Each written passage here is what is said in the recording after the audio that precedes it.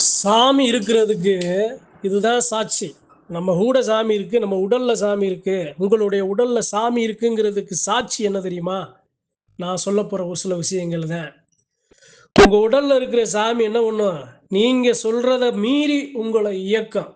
அதுல நாம கண்டுகொள்ளலாம். இப்ப எப்படி சொல்றது அப்படின்னா, எங்கெல்லாம் அதர்மம், அநியாயம், அநீதி நடக்குதோ, அங்கெல்லாம் உங்களுக்குள்ள இருக்க சாமி உங்கள மீறி வெளிய வரும். ஒரு செயல் இருக்கு. அந்த செயல் வந்து ஒரு குடும்பத்துக்கு கெட்டது விளைவிக்கும். அந்த கெட்டத சரி பண்ணணும் அப்படின்னு அந்த செயல உங்க மூலியமா செய்ய வைக்கும். அந்த கெட்டது நடக்க விடாம பாதுகாக்கும். ஆனா, கடைசில சாமி செஞ்சுட்டு போயிரும். அதுக்கப்புறம் உங்களுக்குள்ள உள்ள இருக்கிற எண்ணம் நாம இத சொன்னோம். ஆனா, அது சரியாயிருச்சு. ஆனா, அவர்கள்ட்ட நாம ஒரு தவறான ஒரு அபிப்பிராயம், தவறான ஒரு எண்ணம் நம்ம மேல வந்துருச்சு அப்படிங்கிற மாதிரியான ஒரு சில செயல நீங்க சுமப்பீங்க. உங்களுக்குள்ள இருக்கிற சாமி உங்கள இயக்கி நல்ல விஷயங்கள 4 நல்ல மக்களுக்கு செய்ய வச்சு, உங்கள அத செஞ்சு முடிச்சதுக்கப்புறம் உங்கள ஒரு சில இடங்கள்ல உங்களுக்கு ஒரு சில இன்பமான ஒரு சில வழிகளையும் குடுக்கும்னு சொல்ல வரேன். சரி. வேற என்ன சாட்சி? உங்களுக்குள்ள சாமி இருக்குங்கிறத வேற என்ன சாட்சி அப்படின்னா, ஊரே சொல்லும், "ஏப்பா அத செய்யாத." ஆனா உங்களுக்குள்ள இருக்க சாமிக்கு தான் தெரியும். இத செய்யல அப்படின்னா, இது பெரிய பாதிப்ப உருவாக்கும். அப்ப அந்த ஊரே சொல்ற அந்த சொல்ல மீறி நீங்க அந்த செயல செய்வீங்க. சத்தியமான, நீதியான அந்த நிலைய நீங்க நிலநாட்டுறதுக்காக அந்த செயல நீங்க செய்வீங்க. நீங்க செய்ய மாட்டீங்க. உங்களுக்குள்ள இருக்க சாமி செய்யும். அப்ப அந்த உங்ககிட்ட முன்னாடி எதிர்த்து சண்டையிட்டவங்க எல்லார்ட்டயும் நீங்க கெட்ட பேர் வாங்குற ஒரு நிலை உருவாகும். ஆனா அங்க நல்லது தான் நடந்திருக்கும். சரி. வேற என்ன சாட்சி? அப்படின்னா, பெற்ற தாய், கட்டிய மனைவி, பெற்ற பிள்ளை. யாரு சொன்னாலும் யாரு சொன்னாலும் கேட்க மாட்டீங்க. ஏன் அப்படின்னா, உங்களுக்குள்ள இருக்கிற சாமி உங்களுக்கானது அல்ல. உங்களுக்குள்ள இருக்கிற சாமி உங்களை நாடி நிக்கிற மக்களுக்காக. அப்ப அந்த மக்கள மனசுல வச்சு, குறைகள மனசுல வச்சு, தன்னுடைய பிள்ளைகள தான் குடும்பத்த கூட நேசிக்காம அந்த மக்களுக்கு நல்லது செய்யணும் அப்படின்னு இறங்கி போற அந்த சாமியாடி வரும் மக்களோட எண்ணிக்கை அதிகம். அப்ப உங்க குடும்பத்துக்கு முக்கியத்துவம் கொடுக்கப்படாம, கலங்கி நிக்கிற மக்களுக்கு, குறைய கேட்டு வர்ற மக்களுக்கு முக்கியத்துவம் குடுப்பீங்க. இதுதான் சாட்சி.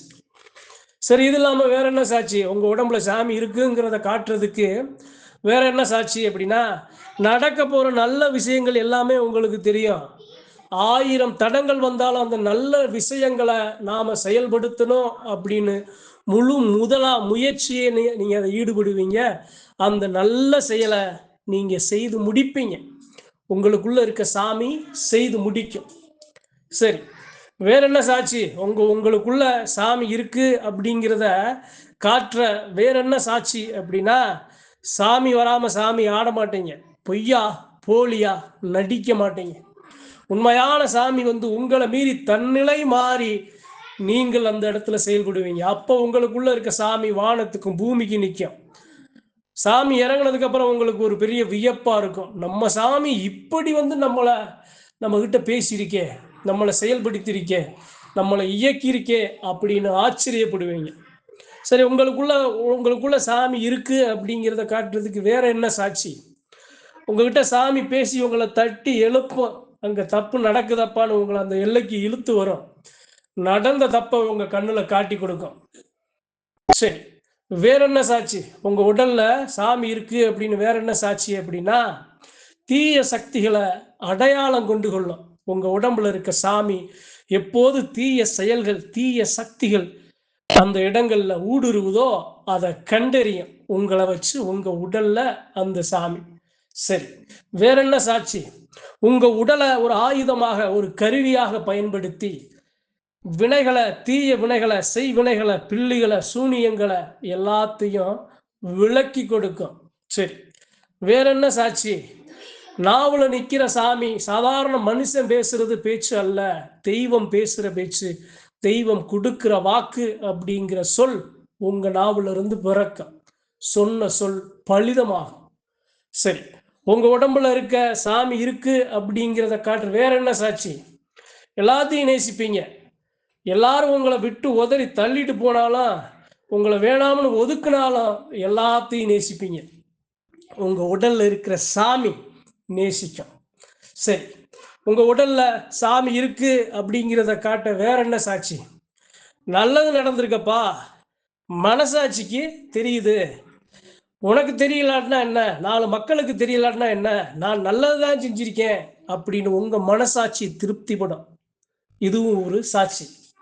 சரி, உங்க உடம்புல சாமி இருக்கு அப்படிங்கிறத காட்டுறதுக்கு வேற என்ன சாட்சி அப்படின்னா, அந்த சாமியோட அங்க அடையாளங்களை, அந்த சாமியோட குணாதிசயங்களை, அந்த சாமியோட அந்த அனைத்து ரகசியங்களையும் உங்களுக்கு தெரிய வரும், புரிய வரும். சரி, உங்க உடல்ல சாமி இருக்கு அப்படின்னு காட்டுறதுக்கு வேற என்ன சாட்சி அப்படின்னா, நீங்க இருக்கிற இடத்துல உள்ளாளு வெளியாளு, கள்ளத்தை வச்சவன், கபடத்தை வச்சவன், நல்ல எண்ணத்தை வச்சவன், எல்லாரையும் உங்களால அடையாளம் காண முடியும். ஒரு மனுஷனை பார்க்கிற பார்வையில, அந்த கணிப்புல நீ நல்லவனா கெட்டவனா, உன் மனசுக்குள்ள எந்த எண்ணம் இருக்கு அப்படிங்கிறத உங்களால கணிக்க முடியும். யாரை பார்த்தாலும் கணிக்க முடியும். உங்க மேல இருக்கிற சாமி அதை கணிக்கும். ஒரு மக்க வர்ற அருள்வாக்கு சொல்றதுக்கு முன்னாடி அவனை பத்தின அனைத்து விஷயங்களையும் உங்களாலையும் கணிக்க முடியும். சரிங்க, வேற என்ன சாட்சி? உங்க உடம்புல சாமி இருக்கு அப்படின்னு காட்டி கொடுக்கறதுக்கு வேற என்ன சாட்சி? தெய்வத்துக்கு தெய்வத்துக்கு ஆகாத பொருளை, தெய்வத்துக்கு ஆகாத ஆகாரங்களை, தெய்வத்துக்கு ஆகாத உணவுகளை நீங்க எடுத்துட்டீங்க அப்படின்னா உங்க உடலுக்கு சேராம போகும். வயிற்றுப்போக்கு, உடல் வலி, தலைவலி, அது போன்ற ஒரு சில உடல்நல குறைபாடுகள் ஏற்படும். ஏன் அப்படின்னா அது உங்க சாமிக்கு ஆகாது. சரி, உங்க உடம்புல சாமி இருக்குங்கிறதுக்கு வேற என்ன சாட்சி? நீங்க ஒரு தவறான செயலை, தெய்வத்துக்கு எதிரான செயலை, தெய்வத்தை பாதிக்கிற செயலை நீங்க போய் செய்ய போனீங்கன்னா அந்த சாமி உங்களை செய்ய விடாது. சட்டடியா படுக்க போட்டு கூட அந்த சாமி அந்த செயலை உங்களை செய்ய விடாது. சரி, உங்க உடல்ல சாமி இருக்கு அப்படிங்கிறதுக்கு வேற என்ன சாட்சி? நீங்க போய் நிக்கிறீங்க அப்படின்னா சுத்தி இருக்கிற மக்க, உங்களை அறியாத மக்க, சாமி வந்தது போல் அந்த சாமிக்கு கொடுக்கிற மரியாதைய ஒரு துளியாவது உங்களுக்கு கொடுப்பாங்க. சரி, வேற என்ன சாட்சி? உடம்புல சாமி இருக்கு அப்படிங்கிறதுக்கு வேற என்ன சாட்சி? அச்சப்பட மாட்டீங்க. தூய்மையா கறந்த பால் போல வெண்மையான அழகான சத்தியமான நிலையில நாலு நிற்பீங்க. வேற என்ன சாட்சி? பணத்துக்கு, பொண்ணுக்கு, பொருளுக்கு ஆசைப்பட மாட்டீங்க. வசதியான வாழ்க்கை எதிர்பார்க்க மாட்டீங்க. உழைச்ச பணம் தான் என் உடல்ல ஒட்டும்னு நம்புவீங்க. பணத்தை கோடான கோடியை கொட்டி கொடுத்தாலும் இது எனக்கு தேவையில்லை, இது எனக்கு நிம்மதி கொடுக்காது, என் கையால் நான் உழைச்சி உண்கிற உணவு எனக்கு திருப்தி கொடுக்கும் அப்படின்னு பொண்ணுக்கும் பொருளுக்கும் ஆசைப்படாத குணம் உங்களுக்குள்ள இயல்புலையே இருக்கும். சரிங்க, உங்க உடம்புல சாமி இருக்கு அப்படின்னா வேற என்ன? மற்ற தெய்வங்களை சுமக்கிற சாமியாடிகள் பொய்யா ஆடுகிறார்களா, போலியாக ஆடுகிறார்களாங்கிறத கணிக்க முடியும். தவறு செய்தவர்கள் இவர்கள் ஏன் தவறு செய்கிறார்கள், இவர்கள் எதற்காக தவறு செய்கிறார்கள், இவர்கள் என்ன தவறு செய்தார்கள் அப்படிங்கிற எல்லா விஷயங்களையும் உங்களால யூகிக்க முடியும். சரி, உங்க உடம்புல சாமி இருக்கு அப்படிங்கிறத காற்ற வேற என்ன சாட்சி அப்படின்னா, உங்களால மட்டும்தான் அந்த தெய்வத்தோட ஆயுதத்தை எடுக்க முடியும். உங்களால மட்டும்தான் அச்சப்படாம அந்த தெய்வத்தை நெருங்க முடியும். உங்களால மட்டுமே அந்த தெய்வத்தின் அனைத்து செயல்களையும் செயல்படுத்த முடியும். உங்களால் மட்டுமே அந்த தெய்வத்தின் தோரணையை வெளிப்படுத்த முடியும். சரி, உங்க உடம்புல சாமி இருக்கு அப்படின்னா வேற என்ன சாட்சி அப்படின்னா, மலை போல இருக்கிற சாமி நம்பி வர்ற மக்களுக்கு தான் உயிரை கொடுத்து அவர்கள் உயிரை காக்கும். அப்ப நீங்க உங்க உயிரை பணைய வைப்பீங்க, உங்க சாமி பணைய வைக்கும். அந்த தெய்வத்தோட உயிரை பணைய வச்சு மற்ற மக்களோட உயிரை காத்து நிற்கும்.